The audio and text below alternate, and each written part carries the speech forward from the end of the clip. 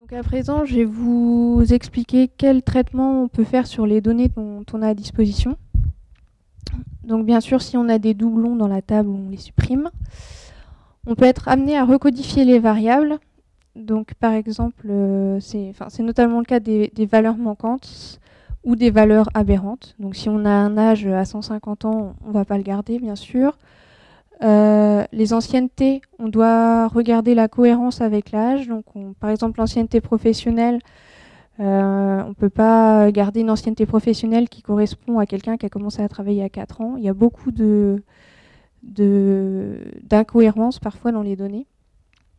Et donc il faut également regarder la cohérence entre les données conjoints et la situation familiale. Donc ne pas garder une CSP, donc une profession du conjoint remplie alors qu'on a affaire à un client célibataire.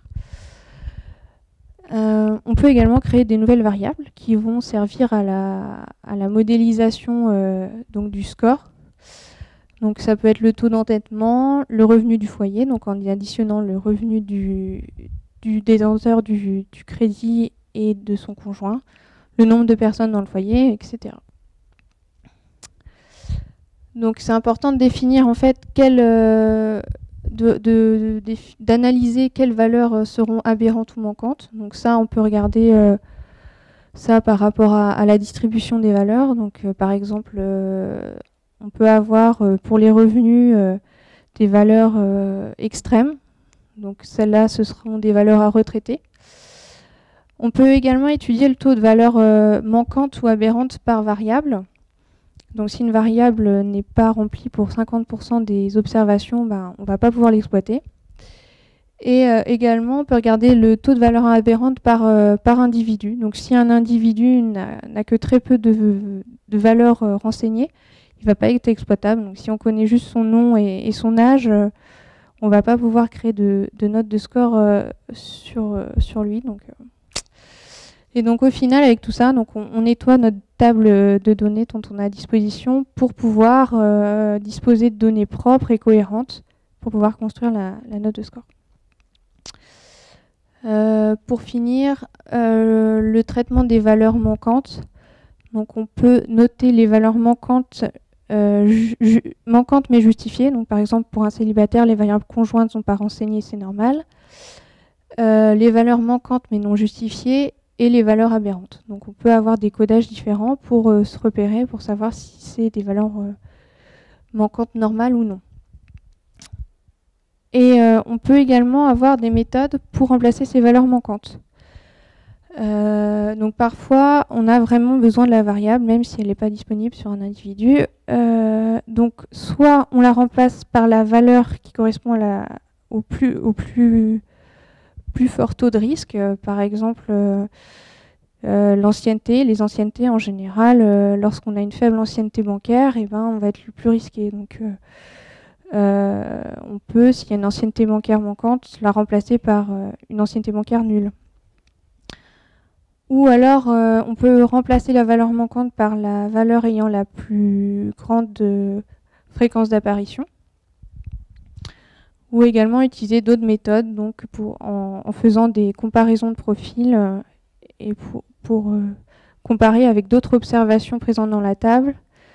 Et par exemple, on sait que l'âge du conjoint, il va être pour, je sais pas, par exemple, l'âge du conjoint va être proche de l'âge du titulaire. Donc, on observe ça sur toutes les autres observations. Donc, on va pouvoir appliquer ça sur l'observation pour laquelle la valeur de l'âge du conjoint est manquante. Donc, pour le traitement des variables, c'est important de regarder la stabilité en risque. Ici, on a représenté par génération le risque qu'on observe sur différentes classes d'âge. Donc on voit qu'il y a à peu près une stabilité sur ces classes-là, mais sur cette classe supérieure, donc qui correspond au moins de 25 ans, il y a un pic de risque. Donc c'est une chose à analyser et à comprendre, donc en relation avec les personnes opérationnelles, donc les attachés commerciaux. Pourquoi ce pic de risque? Donc il faut regarder la stabilité des variables en risque. Donc, comme on a vu dans les grilles de score, on découpe les variables en différentes modalités. Donc, par exemple, on a vu l'âge, donc moins de 25 ans, de 25 à 35 ans, 35 à 45 ans. Donc, comment on va effectuer ce découpage? Donc, ce découpage, il va être effectué par rapport au risque qu'on observe. Donc ici, je vous ai mis un graphique assez exagéré du taux de risque en fonction de l'âge. Donc on voit que les 18-25 ans, par exemple, ont un fort taux de risque. Ensuite, on a une autre catégorie qui se détache, etc. Donc plus on avance dans l'âge. Donc ici, on peut découper notre âge en 4 classes de risque. Donc ça se voit directement. Mais quand on n'a pas de frontières comme ça définies, on peut utiliser un indicateur en fait, donc basé sur le nombre de modalités qu'on observe. Donc ici on a toujours notre probabilité de défaut et notre probabilité de ne pas faire défaut. Donc avec les effectifs respectifs dans chaque classe d'âge. Donc cet indicateur nous permet de savoir si la répartition est indépendante en fait. Et on a donc un théorème qui nous permet de dire que cet indicateur suit une certaine loi lorsque les variables les différentes classes sont indépendantes. Donc notre but en fait, c'est de maximiser cet indicateur. Et quand on maximise cet indicateur, ça correspond à une indépendance entre ces différents effectifs. Donc ici, je vous mets un exemple en fait, de résultat de découpage. Ici, on a mis les valeurs manquantes, donc inconnues ou non remplies, à la modalité la plus risquée. Donc c'est ce qu'on fait en général. Et donc on voit qu'on a représenté l'ancienneté bancaire ici. Donc lorsque l'ancienneté bancaire est très, très élevée, on a un faible taux de risque. Donc ici on a 1,67% de risque. Ensuite, entre 15 et 25 ans d'ancienneté bancaire, on a 2% de risque, 3% de risque, 4% de risque et 5% de risque. Donc ici, ce découpage est bien puisque plus on a une ancienneté bancaire faible, plus on voit un taux de risque élevé. Donc ici, je vous présente un petit schéma. Donc, comment on va procéder, quelles étapes on va mettre en place quand on construit un score. Donc ce qu'on a vu, on explore nos données, on prépare les variables, on fait les différents traitements de valeurs manquantes, etc. Ensuite, on fait notre estimation, donc grâce à la régression logistique que je vous ai présentée dans la première partie. Une fois qu'on a construit le modèle, on doit calculer ses performances, puis donc ses cohérences, donc sa cohérence, donc notamment au niveau des coefficients, si on a bien des taux de risque qui sont croissants par rapport aux différentes classes choisies. Et également, on doit regarder la stabilité du modèle, donc notamment la stabilité sur la population de tests qu'on a choisi au départ. Donc, je ne sais pas si vous vous rappelez, on avait 2/3 de la base initiale qu'on gardait pour la modélisation et 1/3 pour les tests. Donc ça, c'est pour regarder si le modèle est stable sur un autre type de population et également une stabilité dans le temps. On va tester le modèle sur une population plus récente. Donc si tous ces critères sont satisfaits, ben, notre score il est bon. Sinon, il faut qu'on refasse cette partie d'estimation et de vérification de stabilité, de performance. Donc ici, je vous ai juste rappelé l'avantage d'avoir une note de score. Donc ici, si on avait donc avec un client qui a ces différentes caractéristiques, donc un revenu de 3 000 €, un âge de 26 ans, qui est marié, qui a 5 ans d'ancienneté professionnelle et qui est propriétaire, on aurait un avis d'un expert, en fait, d'un attaché commercial qui n'utilise pas de note de score, donc qui octroierait le crédit. Alors que grâce à la note de score, on a une décision chiffrée et ça nous permet aussi de contrôler le risque qu'on va prendre, de prédire le risque qu'on va accepter. Donc ici, je vous ai rappelé donc, une grille de score fictive, mais qui pourrait être appliquée. Donc une ancienneté bancaire. Donc ici, plus on a une ancienneté bancaire élevée, plus on va avoir une note élevée. Une profession, donc ça c'est des classements de profession que nous donne le score. Donc classé par taux de risque, le taux de risque il est ici. Le nombre d'enfants et la situation familiale par exemple, et puis l'âge du conjoint. Donc on peut remarquer ici qu'on a des coefficients significatifs, donc différents de 0.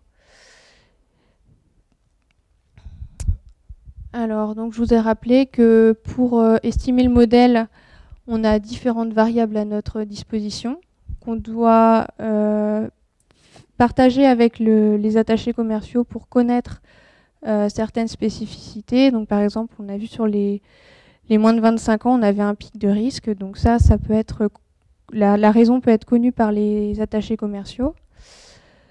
On peut également s'intéresser à la question de la segmentation. C'est-à-dire, on peut se demander si dans notre population de construction, on a deux populations qui se comportent différemment. Donc, je vous ai montré un exemple par la suite. Ici, on a fait deux scores différents. Un score pour les propriétaires et un score pour les locataires. Donc ça peut être le cas, par exemple, si c'est un crédit pour faire des travaux. Donc les types de travaux qu'on fait quand on est propriétaire sont différents du type de travaux que l'on fait lorsqu'on est locataire. Donc ici, on a testé la construction de deux scores sur la population, donc qui a abouti à des notes différentes. Et donc pour tester la pertinence de faire deux scores différents sur la population initiale, on doit calculer la performance qu'aurait eu un score global par rapport à la performance que l'on a avec deux scores distincts. Donc à présent, je vous parle de performance, mais qu'est-ce que la performance d'un score? Donc pour cela, on utilise généralement l'indice de Gini. Alors l'indice de Gini peut se lire sur ce type de graphique. Alors ici, on a classé les clients par note, les bons clients, donc ceux qui ne font pas faire d'impayés par note de score croissant, et ici les mauvais clients par note de score croissant également. Donc ça nous dit que lorsqu'on prend par exemple 20% des bons clients, donc ayant les plus faibles notes de score, on va à peu près prendre 40% des mauvais clients. Donc si on prend 80% des bons clients, on va avoir plus de 80% des mauvais clients. Donc l'indice de Gini, c'est cette R sous la courbe verte. Le score parfait, celui pour lequel lorsqu'on ne prend pas de bons clients du tout, on a tout de suite tous les mauvais clients. Donc nous donne un Gini de 100%. Et puis sur la courbe en pointillé rouge, c'est ce qu'on appelle une sélection aléatoire. Donc ça ne discrimine ni les bons ni les mauvais dans un sens, en fait.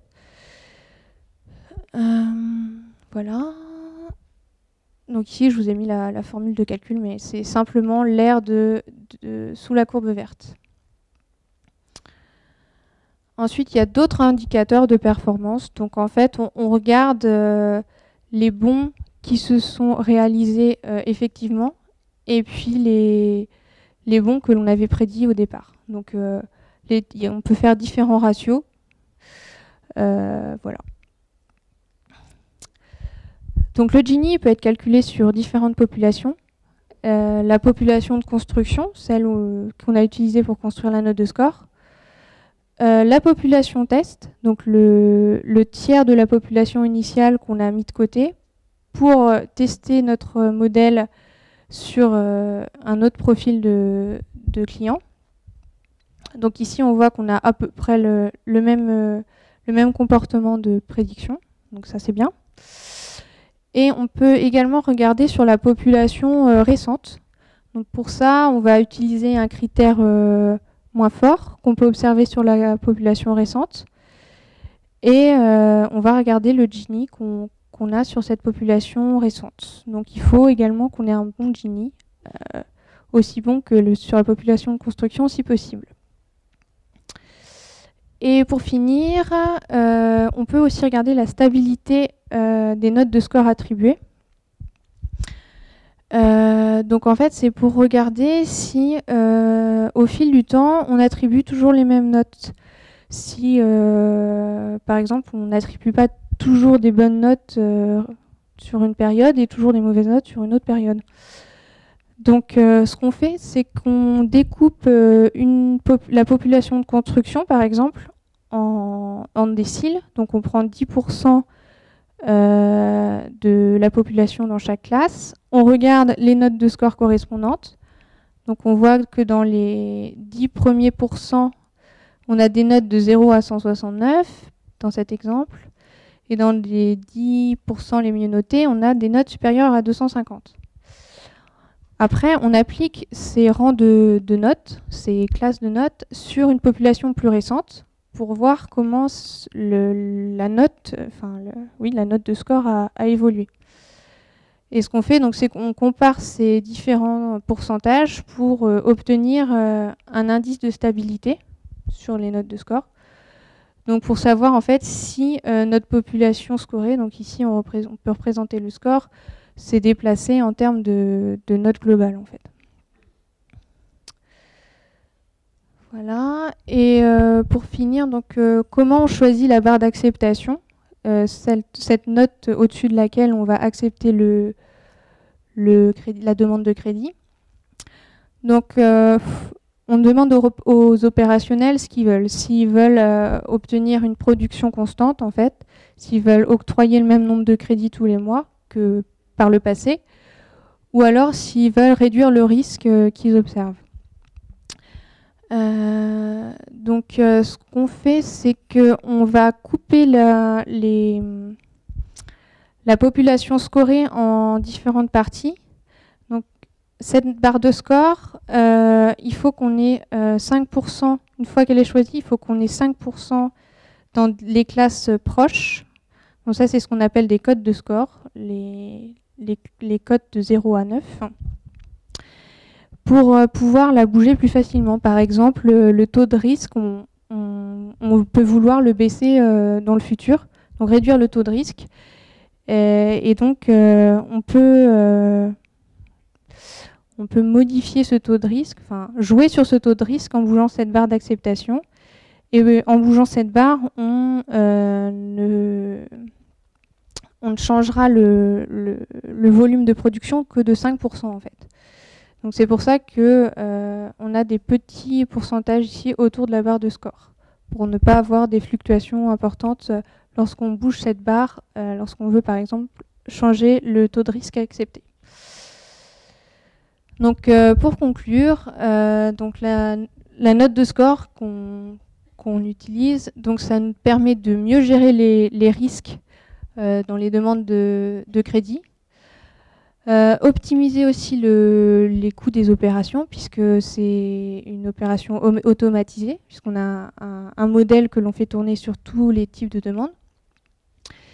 Et puis, ça permet aussi d'améliorer donc une production pour un même taux de risque accepté. Par exemple, ici sur ce graphique, donc là, on a, alors c'est un Gini inversé, mais c'est la même chose. Pour un taux de risque accepté de 3%, on va avoir un taux de production un taux d'acceptation de 60% ici et un taux d'acceptation de 90% avec un nouveau score que l'on va reconstruire plus performant. Et donc ça permet de sélectionner les meilleurs clients lors des demandes de crédit. Et donc voilà, j'ai fini ma présentation, donc on va passer aux questions dans quelques instants.